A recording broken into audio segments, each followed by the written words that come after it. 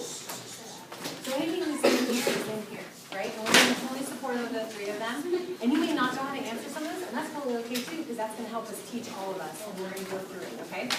So we're going to do some fun little role playing, okay? These are scenarios that have actually happened on tour related to parents. This is like not the norm, you know what I'm saying? Like, this isn't going to happen to you every time, but some of them will. Like like number 5 might. But it's important that we address these, so you're ready. You're ready to rock and roll. That sound good?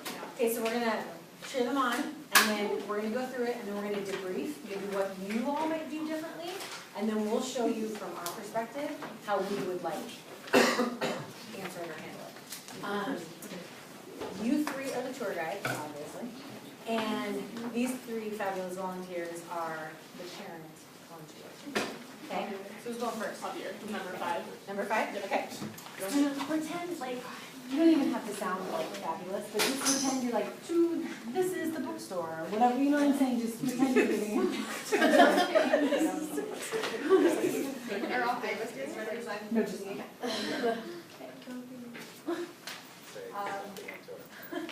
So we're now coming up on the SATPS. Is it really possible to graduate in 4 years? It is very possible to graduate in 4 years. Most of our academic plans allow you to take about 15 units a semester and graduate within 4 years. There are sometimes special exceptions that you need to finish your degree, maybe for personal reasons, past the 4 years, maybe 5 or 6.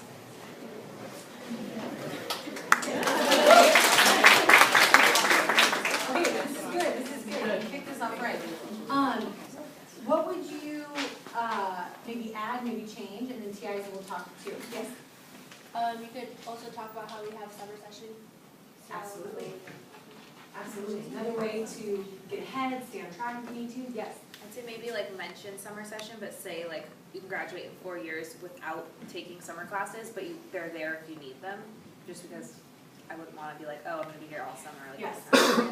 I would say it also, going off of her, it depends on the major, because I know for my major, environmental engineering, the 4-year track involves 2 summer sessions. Sure. So there's some nuances there. Yes. Also, just to say, it doesn't really matter. The end goal is, getting a degree. I think that's the most important part.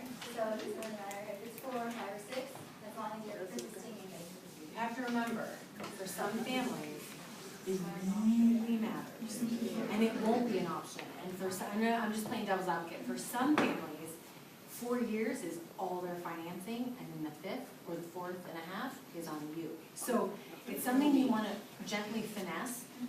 There's one thing that I'm thinking of that's a huge component.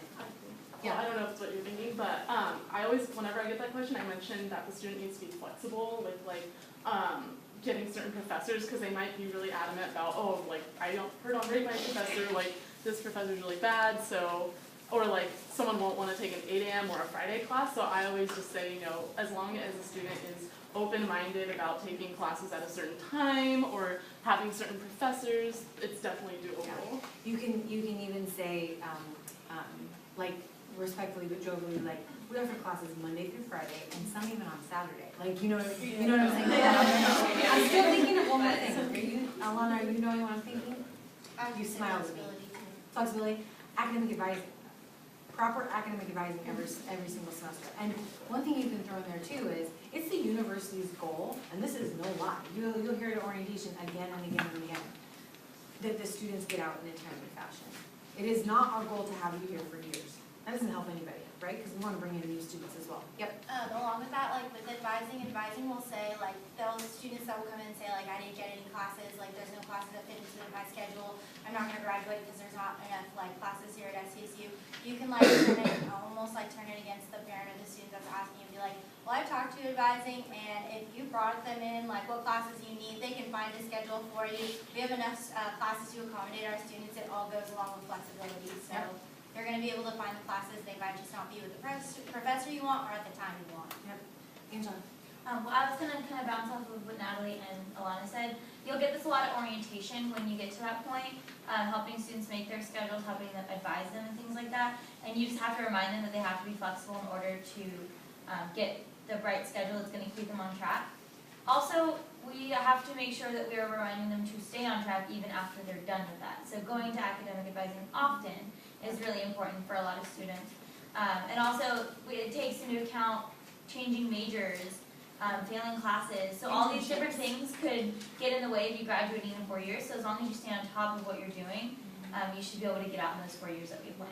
The national average is over 5 years, and there's a lot that's counted into that and why it is. And it's because there is not, what do you say? There are not, how am I saying this? Hold on, let me get my words here. Your traditional age learner, like the 18, it factors everybody. So even people who come back after 30, they're all factored in that. Do you get what I'm saying? So it's not just looking at a typical 18-year-old freshman who's coming in. So they're hearing national averages too, which is skewing in their mind, so they're thinking, does that make sense? Well, I was just gonna say, like, would we be able to recommend that they take AP classes in high school as well to test out of classes coming into college, or do you want us to focus more on university? Yeah, I'd say focus more on the university. We're seeing such a different trend, really over like the last 5, 6, 7 years. People are coming in with like 20, 30, 35 units of AP. So I think their high schools are kind of honing in on that, but that's definitely something that is helping people. But I think you can focus on what we talked about. Our goal is to get out in a timely fashion. If you're flexible, if you get proper academic advising, you take advantage of summer session when you can, you'll hit it, so. Yep. I think just going off like the flexibility, like especially when we're all at orientation, like for me, I was like, oh, Tuesday, Thursday classes, first semester, freshman year, and like now it's catching up to me, because it's easy when your first semester when you have like so many different classes you can take, like it's not like, oh, I have to take it this semester. So I was like, you know, made like my perfect schedule, not that I'm like in a bad situation now, but like it definitely backs you up later, because it's like, okay, now I have to take all these classes, so I have Monday, Wednesday, Friday, you know what I mean? And it's not always smart too to advise students to do that, because you end up with final exams all on the same day as well. So there's, you know, a lot of different things that you'll learn on how to advise them. Great job.